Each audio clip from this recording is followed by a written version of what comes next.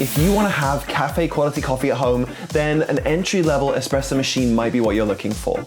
In this video, I'm going to talk about the Gaggia Classic, which is an excellent entry-level machine to get you into home espresso. I'm going to show you all about the Gaggia Classic, what it's good at and what it's not so good at, and how to make amazing espresso and silky smooth lattes at home.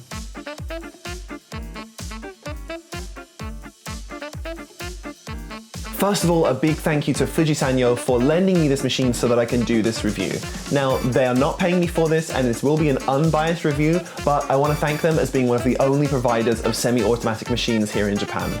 The Gaggia Classic has been around for a long time, and for good reason. It's relatively inexpensive as far as coffee machines go, and you can pick one up in the UK for about £550 for the new Gaggia Classic Pro, and in Japan they're about £70,000 for the older version with the Panerello steam wand. It's a workhorse machine that will be serving you for years to come, and it's relatively easy to fix if anything goes wrong with it. Parts can be sourced around the world, and even for someone who's not very mechanical like myself, opening it up and changing things inside is actually a really easy process. Because it's such a popular machine, there are a lot of videos and information out there on how to fix every single problem that could possibly come up.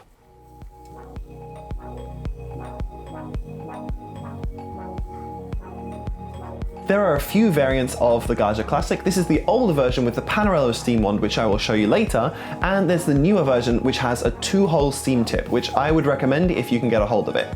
First, a note about coffee grinders. While the espresso machine tends to be more expensive than the grinder is arguably the most important part of your coffee kit. Think of the espresso machine as an accessory to the grinder and not the other way around. When I started out in home espresso, I was using a Baratza Encore, and it doesn't really get a great espresso no matter which coffee machine you're using. Since then, I've gotten a little upgrade to the WPM grinder, and the difference in my espresso shots is night and day. If you get anything from this video, it's that you should spend as much as you possibly can within your budget on the grinder. Alright, let's make an amazing latte on a Gaggia Classic.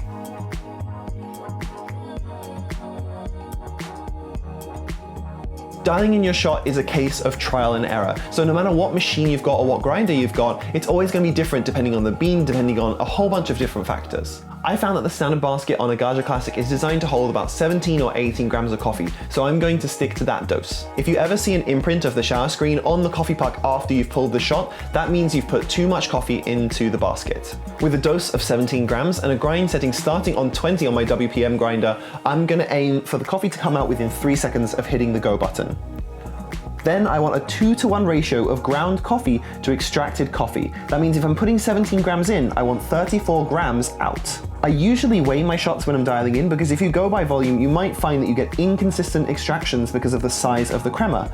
Crema is mostly just CO2, so it can make your shots look larger in volume than if you go by weight. Just watch this shot as the volume shrinks over time. There are a lot of variables to take into account if you want to pull a good shot of espresso, and messing up any of them can make the shot unpalatable or even undrinkable. You have the dose, which is how much you put into the portafilter. You have the beans. How fresh and oily are the coffee beans? How dense or light are they? What variety are they? I often roast my own beans, but when I want to have consistently delicious coffee, I go for Sidewalk's House Blend, which you can get from the link in the description. There's the grind, how fine or coarse the coffee is ground to. There's the tamp, how hard you compress the coffee puck. There's the yield, how much comes out at the end. There's the temperature, how hot the water is. There's the pressure, how much pressure is the coffee machine using. Now this should be about 9 bar, but we have no control over this in the Gaggia, so assume that it's consistent. Even the humidity, how dry or wet the air is, can have an effect on the coffee in the end. A friend of mine who works in a coffee shop here in Tokyo told me that during the summer, they readjust the grinder 5 or 6 times a day just to take into account how humid it is during the day. In order to get the most consistent shot I possibly can, I'm just going to use the distribution tool and no tamp. If you want to find out why I prefer a distribution tool to a tamp nowadays, you can click at the top of this video to go to another video I did about the distribution tool. So I've ground out 17 grams into the portafilter here and weighed it on a 0.1 gram accurate scale that also has a timer I'll use to time the shot. While we can go a lot deeper into shot timings, for this I'm going to use the standard recommended advice, which is that we want our 2-to-1 ratio out in between 20 and 30 seconds. This doesn't necessarily guarantee getting a good espresso shot. You can still get all of the timings perfect and still get an unpalatable coffee, but it is a good place to start. FYI, a ristretto is a shot that's cut short, so it's only 1:1 or 1:1.5 ratio, and a lungo is one that's gone extra long, so it might be 1:3 or 1:4 ratio. For these kinds of shots, it doesn't mean that you should change any other parts of the coffee equation. This is just changing the extraction level. If you're not sure whether you like a ristretto or a lungo, just try them and see how you feel. You might find that you prefer a ristretto shot, which might be more concentrated and have more coffee solubles in the water. Okay, so let's pull our shot.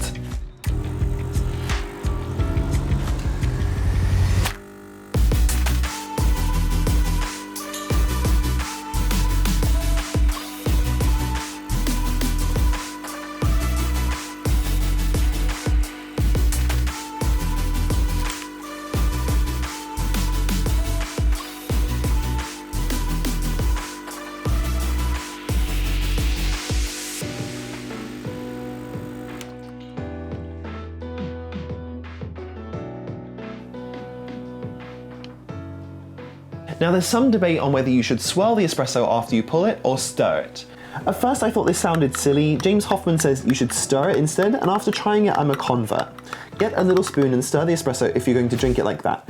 It makes a small but noticeable difference, so just get in the habit of doing that every time. If you pull a bad shot, don't worry. Even the best baristas need to adjust the grind settings for every new coffee bean that they get. For the most part, an espresso shot that hasn't been pulled as well as possible can still be used in the latte and taste just fine.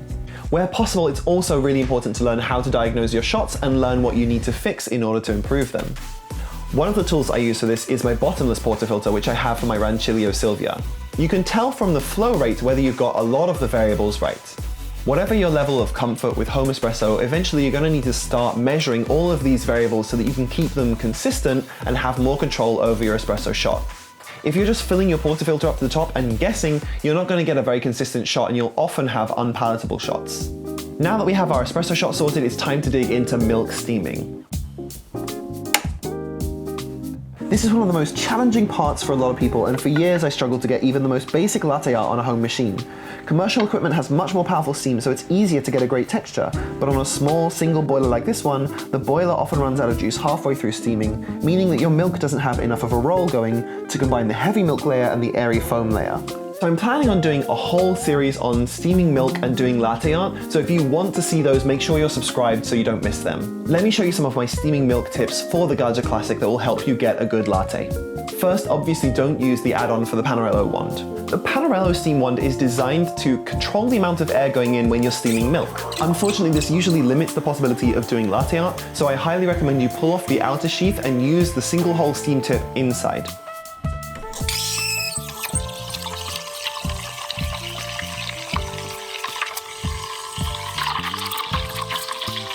Start with the point of the wand in the middle of the jug at a 5-degree tilt pointing at the 3 o'clock position. You see a lot of people moving the wand around while they're steaming, and it will just end up with a poorly integrated milk froth, which will look wispy when you try to pour your designs.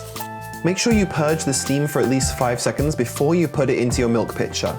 A single boiler will hold on to a little of the water used in brewing, and you don't want that water diluting your milk. Another tip is to use a smaller jug wherever possible. I have a bigger jug I use most of the time, but unless you're making a big latte, try a smaller jug. You'll get much better results as it takes a long time to heat up a jug with 200 ml of milk in it or more.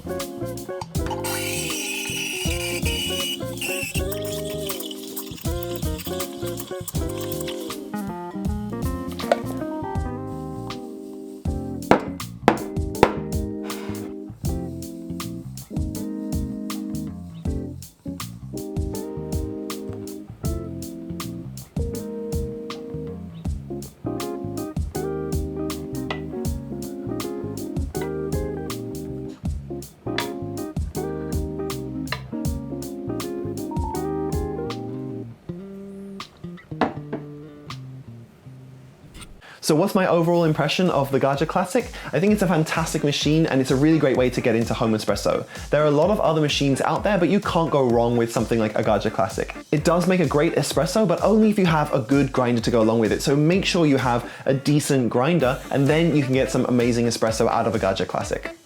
I hope this video has been helpful for you, and if it has, please hit that like button. Thanks for watching and I'll see you next time.